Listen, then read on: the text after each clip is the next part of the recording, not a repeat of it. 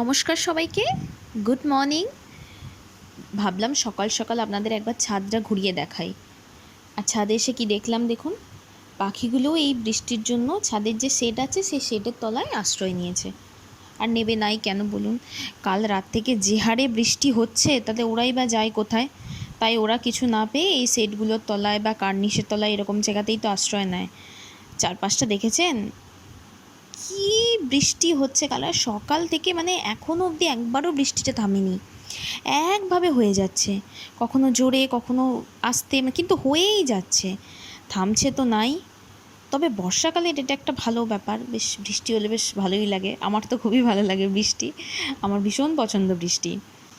তো আর বৃষ্টির দিনে একটু খিচুড়ি না হলে হয় বলুন? ছোটোবেলার কথাগুলো মনে পড়ে যায় না? সেই ব্যাগ কাঁধে করে স্কুলে যাওয়া, তারপর আবার ভিজে ভিজে বাড়ি আসা, কত মজার ছিল না সেই দিনগুলো? দেখুন চারপাশটা আপনাদের একটু ঘুরিয়ে দেখায়। এমনিতেই আমাদের বাড়ির চারপাশে না প্রচুর গাছপালা আছে, তো তাই জন্য এমনি একটু বেশি সবুজ সবুজ লাগে, আর বর্ষার দিনে তো আরও বেশি লাগে। দেখুন চারপাশটা সবুজ হয়ে আছে, আর আকাশের মুখটা দেখুন একদম ভার করে আছে। চলুন এবার নিচে যাওয়া যাক। আজকে আবার নাকি হঠাৎই এই বর্ষার মধ্যে হঠাৎ করে পুকুরে মাছ ধরা হয়েছে। মাছটা বাজার থেকে কাটিয়েও আনা হয়ে গেছে। যেহেতু আমাদের বাড়িতে মানে ওই আমরা মানে মাছটা না খুব একটা ভালো করে কাটতে পারি না, বড় মাছ তো। এবার বাজারে কাটলে কী হয়, ওদের ধারালো বটি দিয়ে একদম সুন্দর সমানভাবে পিস হয়, আর বাড়িতে কাটলে কী হয়, একটু অসমান হয়ে যায়, ভালোভাবে কাটাও যায় না। তাই জন্য আমাদের বাজার থেকে কাটিয়েই আনে মাছটা। তো দেখুন বেশি মাছ নেওয়া হয় না, কেন বলুন তো? বেশি মাছ নিলে না ফ্রিজে রেখে আমরা খুব একটা খাই না, টেস্টটা পাওয়া যায় না, তো সেই জন্য। তো আজকে যেহেতু অনেকগুলো মুড়ো আছে তাই ভাবছি একটু মুড়ো দিয়ে কাটা চচ্চড়ি করব। তবে এটি কিন্তু আবার শাক দিয়ে নয়, আপনারা ভাববেন শাক দিয়ে, এটা শুধুমাত্র সবজি দিয়ে। ওই একটু আলু, গাজর, একটু বেগুন যা ছিল বাড়িতে একটু কুচিয়ে নিয়েছি অল্প করে, একটু ছোটো ছোটো করে, একটু ঝিঙেও দিয়েছি।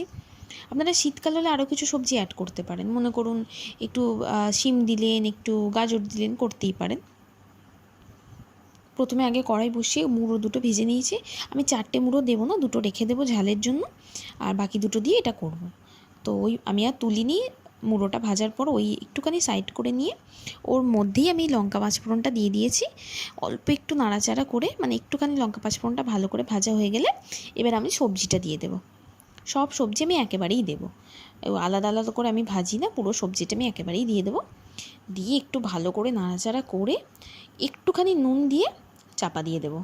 নুন দেওয়ার ফলে কী হবে বলুন তো, সবজি থেকে না বেশ ভালো জল বেরিয়ে সবজির জলেই সবজিটা সেদ্ধ হয়ে যাবে, আপনাকে আলাদা করে খুব বেশি আর জল দিতে হবে না। তাই যখনই আমি কিছু ভাজি চাপা দিয়ে একটু নুন দিয়ে দিই, নুন দেওয়ার ফলে না সবজিটা বেশ সুন্দর সেদ্ধ হয়ে যায়। এই দেখুন আমি 5 মিনিট মতো ঢাকা দিয়েছিলাম, ঢাকা খোলার পর দেখুন আমার কতটা সবজি থেকে জল বেরিয়েছে দেখুন। আমি কিন্তু একটুও জল দিইনি, তো সবজিটা ওই নুনটা দিয়েছিলাম না, সবজিটা সেদ্ধ হয়ে গিয়ে ওটা থেকেই জল বেরিয়ে গেছে।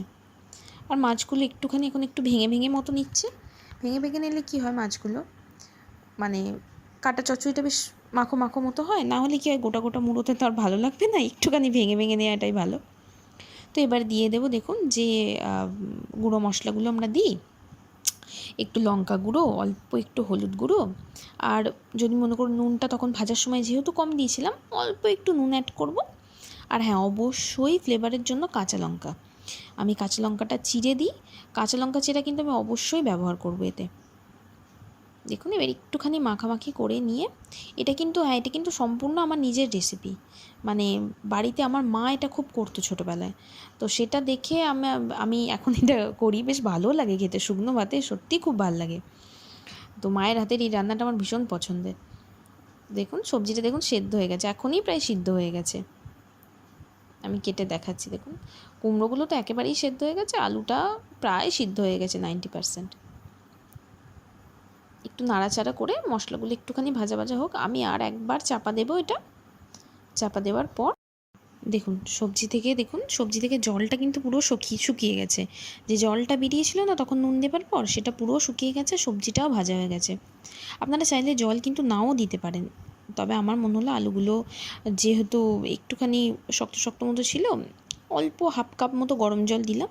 অবশ্যই গরম জল দেবেন, তাতে কী হয় রান্নার স্বাদটা মানে আমার মনে হয় ভালো হয়, ঠান্ডা জলের থেকে আমি একটু গরম জলই বেশি ইউজ করি। তো দিয়ে এবার একটু চাপা দিয়ে দেবো, ব্যাস তাহলেই রান্না শেষ। আর এদিকে দেখুন আজকে আবার শুনলাম বাবা বাপি নাকি বাজার থেকে আসার সময় অল্প একটু ভালো চিংড়ি মাছ পেয়েছে, তো সেটাও এনেছিল। তো আমাদের তাই দিয়ে একটু থোড় চিংড়ি হবে। এই দেখুন আমার রান্নাটা কমপ্লিট। ভিডিওটি ভালো লাগলে অবশ্যই সাবস্ক্রাইব করবেন এবং নোটিফিকেশানটি অন করে দেবেন। আজকের মতো টাটা।